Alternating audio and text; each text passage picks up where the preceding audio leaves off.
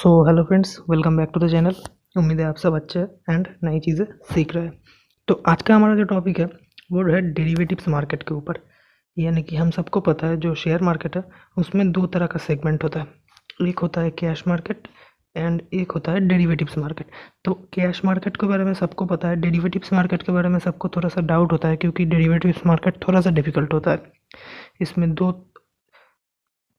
Part होते हैं, एक होता है फ्यूचर एंड एक होता है ऑप्शन। इसमें भी अब हम धीरे धीरे आएंगे। तो आज हम डेरिवेटिव्स मार्केट का बिल्कुल बेसिक समझेंगे कि डेरिवेटिव्स मार्केट होता क्या है, काम कैसे करता है, सब डिटेल में समझेंगे। तो उसके लिए हम एक एग्जांपल लेते हैं। फॉर एग्जांपल, आपने 500 रुपीज़ का गोल्ड गोल्ड खरीदा एंड आपने उस गोल्ड को कुछ समय बाद बेचा। फॉर एग्जांपल, गोल्ड का उस वक्त कोई चेंज नहीं आया। उस वक्त आपको उस गोल्ड के बदले में कितना प्राइस मिलेगा? प्योर 500 का गोल्ड है, कोई अंदर कोई खाद नहीं है, तो आपको कितना मिलेगा? आपको ऑब्वियसली 500 ही मिलेगा वापस, क्योंकि प्योर गोल्ड है। लेकिन नोटबंदी के पहले जो हमारे पास 500 रुपीज़ था, उस 500 रुपीज़ को लेके आज अगर आप कोई चीज़ खरीदने जाएंगे या फिर किसी को बोलेंगे इस 500 के बदले में मुझे अभी का 500 दो, वो देगा? नहीं देगा। क्यों नहीं देगा? क्योंकि ये जो 500 रुपीज़ का नोट है इसका खुद का कोई वैल्यू नहीं है। इसका वैल्यू इसलिए है क्योंकि इसके ऊपर आरबीआई के गवर्नर का सिग्नेचर है। ओके, तो आरबीआई के गवर्नर का सिग्नेचर है इसीलिए इसका वैल्यू है, नहीं तो इसका कोई वैल्यू नहीं है। लेकिन गोल्ड जो है उसका खुद का वैल्यू है। तो ऐसे ही डेरिवेटिव्स मार्केट का काम करता है। जिस चीज़ का खुद का वैल्यू है वो कैश मार्केट में रहता है, एंड जिस चीज़ का खुद का कोई वैल्यू नहीं है, जिसका वैल्यू डिराइव होता रहता है, यानी कि शिफ्ट होता रहता है, आज एक तो कल कोई दूसरा वैल्यू होता रहता है, उस मार्केट को हम डेरिवेटिव्स मार्केट कहते हैं। तो उम्मीद है आपको कैश मार्केट और डेरिवेटिव्स मार्केट के बीच में फ़र्क समझ में आ गया होगा। तो अब हम देखेंगे कि डेरिवेटिव्स मार्केट में आखिर प्रॉफिट क्यों है। डेरिवेटिव्स मार्केट में ज़्यादातर लोग जो ट्रेड करते हैं वो फ्यूचर्स में, ऑप्शंस में ट्रेड क्यों करते हैं? क्योंकि फ्यूचर ऑप्शन डेरिवेटिव मार्केट का ही हिस्सा है। क्यों करते हैं? तो चलिए देखते हैं। बेसिकली होता क्या है, आपने अगर कैश मार्केट में, फॉर एग्जांपल कोई कंपनी है एबीसी, उस एबीसी कंपनी का अगर आप 10 शेयर लेंगे 100 रुपये के हिसाब से, 100 रुपये का एक शेयर, तो 10 शेयर लेने पे आपको कितना पैसा देना पड़ेगा? 100 इंटू 10 यानी कि 1000 रुपये। वहीं पे डेरिवेटिव्स मार्केट में आप यही 10 शेयर्स 100 रुपये के भाव पे नहीं, आपको ये टोटल 1000 के नहीं, आपको अप्रॉक्सीमेटली 400 के भाव पे ये 10 शेयर्स मिल जाएंगे, इसी उसी कंपनी के वही 100 शेयर्स। इसीलिए फॉर एग्जांपल आपका व्यू था उस शेयर को लेके कि एक महीने के अंदर ये ऊपर जाएगा, एंड आपका व्यू सही निकलता है, एंड वो शेयर एक महीने में 100 से 110 हो जाता है। तो आपका 10 रुपये का पर शेयर प्रॉफिट हुआ। तो आपका 10 शेयर में प्रॉफिट कितना हुआ? 10 इंटू 10 इक्वल टू 100 रुपीज़ का आपका प्रॉफिट हुआ। ठीक है, क्योंकि 100 रुपये का शेयर 110 हो गया, तो 110 में 10 रुपये एंड 10 शेयर्स, 10 इंटू 10 100 रुपीज़। वहीं पे आपने 1000 रुपये दे के 100 रुपीज़ कमाया। तो इसमें आपका जो ROI है, यानी कि रिटर्न ऑन इन्वेस्टमेंट, वो हुआ 10%, क्योंकि आपने 1000 रुपीज़ इन्वेस्ट किया था, आपको उसका 10% 100 रुपीज़ का प्रॉफिट हुआ। लेकिन डेरिवेटिव्स मार्केट में आपको 100 रुपये मिलेंगे, लेकिन आपका इन्वेस्टमेंट अमाउंट है 400 रुपये। तो अब आपका ROI कितना हो गया? अब आपका ROI हो गया 25%।